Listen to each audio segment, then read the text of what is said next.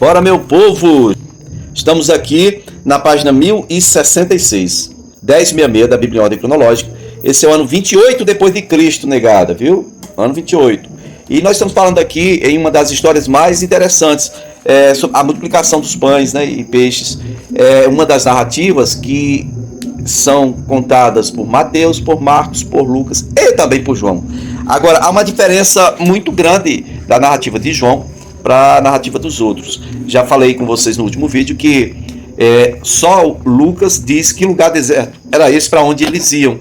No caso era Betsaida, terra natal de Pedro e André. Betsaida, eles estavam em Cafarnaum. Para Betsaida, 9 quilômetros, menos de 10 quilômetros. Mas por que Jesus foi pelo mar? Porque eles não tinham tempo nem para comer e Jesus queria um tempinho para os apóstolos e descansarem, entendeu? E então eles foram pela água mesmo, devagarzinho ali, de leve. Quando chegaram lá, o povo que tinha ido a pé, chegaram antes deles, para vocês terem uma ideia. Se olharem aí, visualizarem no mapa aí, no Google Maps, vocês vão encontrar aí, de Cafarnaum a Betsaida, é um trajeto pequenininho, né? Jesus só queria tirar um tempinho com eles. Então, o que acontece também é que nas outras narrativas você vê essa questão dos pães e dos peixes. Marcos, Jesus, quando ordena a eles que deem alguma coisa para comer, Marcos, onde aparece um questionamento: devemos gastar tanto assim para alimentar essa gente? Ou seja, eles tinham aí uns 20 mil conto na bolsa, né? O ladrão estava guardando, ladrão chamado Judas Iscariote, tá bom? O ladrão era quem era o administrador da bolsa. A narrativa de João é totalmente diferente das demais. João, no capítulo 6, logo no versículo 1, diz: algum tempo depois, Jesus partiu para a outra margem do mar da Galileia, ou seja, o mar de Tiberíades, né? E uma grande multidão continuava a segui-lo, porque vira os sinais miraculosos que ele tinha realizado nos doentes. Então Jesus subiu ao monte e sentou-se com os seus discípulos, né? Estava próximo à festa judaica chamada Páscoa, tá vendo? 28, na verdade, abril do ano 28 depois de Cristo. Levantando os olhos e vendo uma grande multidão que se aproximava, Jesus disse a Filipe. As outras três narrativas dizem que essa iniciativa foram dos apóstolos. Chegaram para Jesus e disseram: mestre, da tarde a multidão não tem o que comer e tal. Questionaram. Aí Jesus disse: não, manda eles embora não, dê de comer, dê alguma coisa para eles comerem, vocês mesmos dê, né? E então Jesus manda perguntar sobre o que eles têm ali de comida, e aí os discípulos saem procurando. Aqui na narrativa de João, capítulo 6, no versículo 5, diz que Jesus chega para Filipe e diz assim: onde compraremos pão para esse povo comer? É mais uma evidência de que eles tinham dinheiro, 200 denários, 20 mil reais hoje. Onde compraremos pão para toda essa gente, Filipe? É o que Jesus pergunta para Filipe. Porque uma primeira questão seria dinheiro. Não, dinheiro nós temos. Agora é onde nós vamos achar comida para mais de 10 mil pessoas. Onde? Não tem nem quem venda.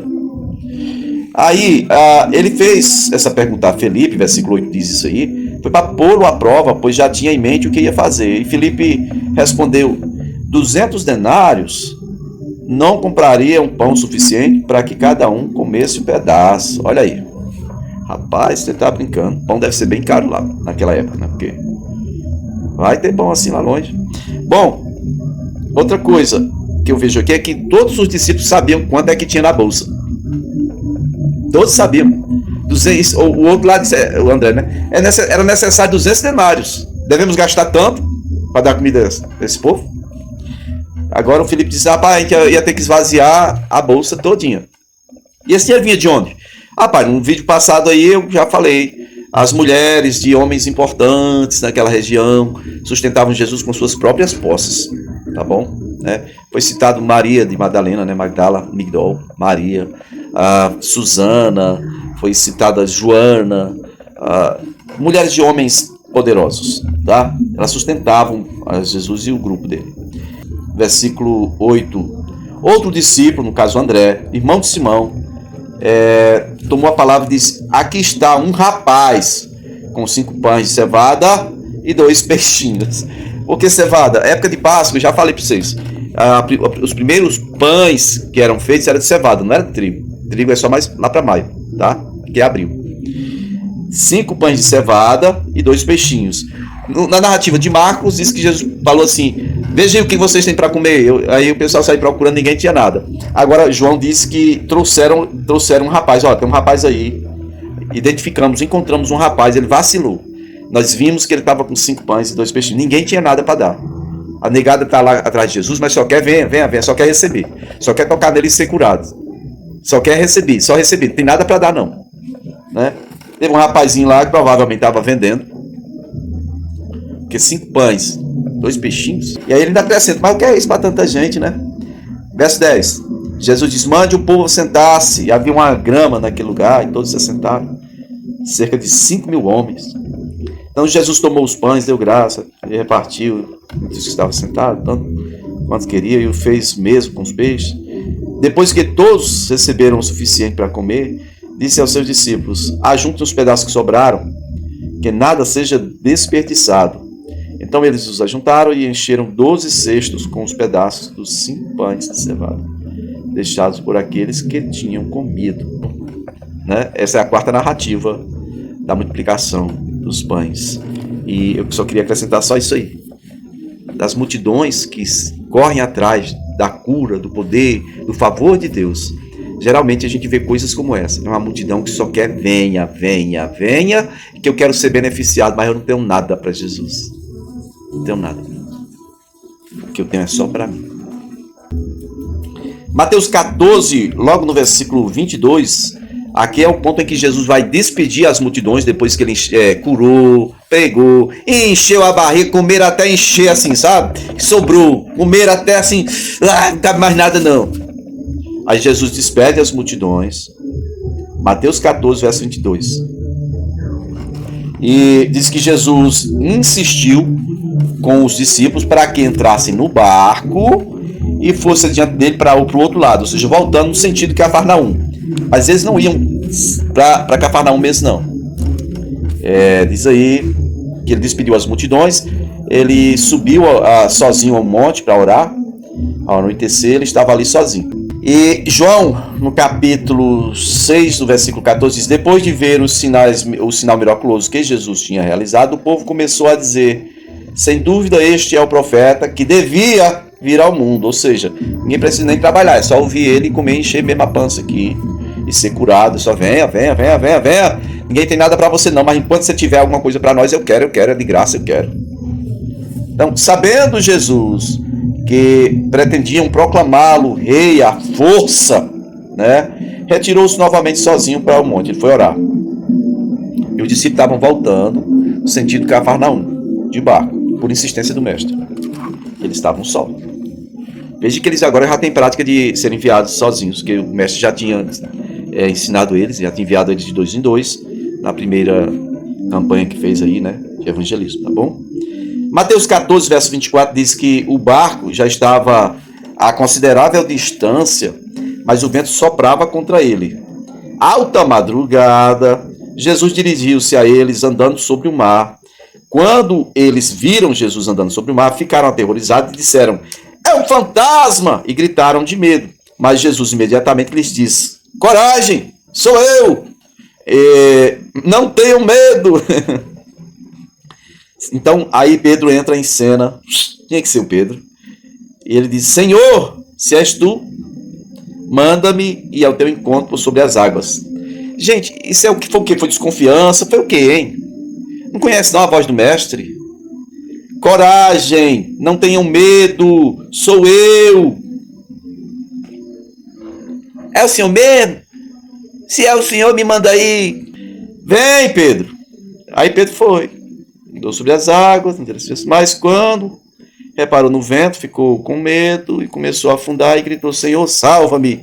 Imediatamente Jesus estendeu a mão e o segurou e disse: homem de pequena fé, por que você duvidou? Ora, porque estava com medo. Olha, não passava nem um cabelo pelo olho dele.